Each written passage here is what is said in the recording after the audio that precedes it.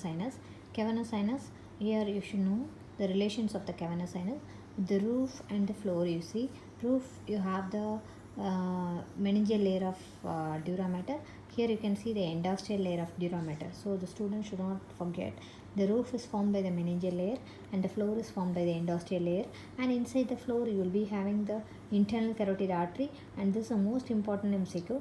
The abducens nerve lies inferolateral to the internal carotid artery in the floor of the cavernous sinus. And then next is the lateral wall of the cavernous sinus.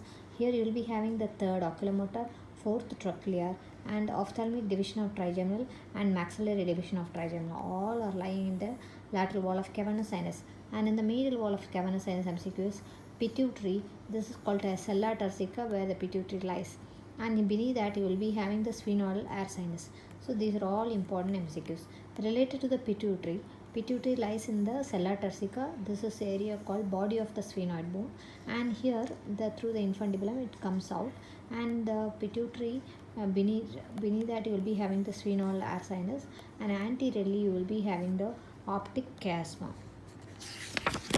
superior to that.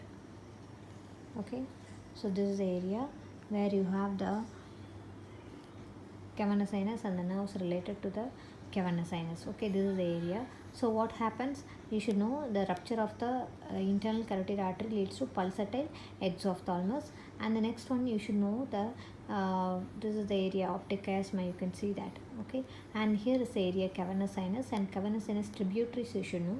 One tributaries from the eye, tributaries from the meninges, and tributaries from the brain. There are three tributaries. Tributaries from the eye are superior ophthalmic vein, inferior ophthalmic vein, and the central vein of retina. And tributaries from the meninges are middle meningeal vein. Along with this you will be having a middle meningeal vein and sphenoparietal sinus along the lesser wing of the sphenoid. And the next one is from the cerebrum. You will be having superficial middle cerebral vein and inferior cerebral vein. So in options they may mix something else, and then they will be asking us except. So you have to be very careful. So students should know all the tributaries. And communications of cavernous sinus is a big one. So communication number one is from the facial vein, superior ophthalmic vein, and the cavernous sinus. Second communication, pterygoid venous plexus via emissary and cavernous sinus. Third communication via the internal jugular vein, inferior petrosal and cavernous sinus, and anterior intercavernous and the posterior intercavernous is the next communication. Like that many communications are there, so students should know all the communications.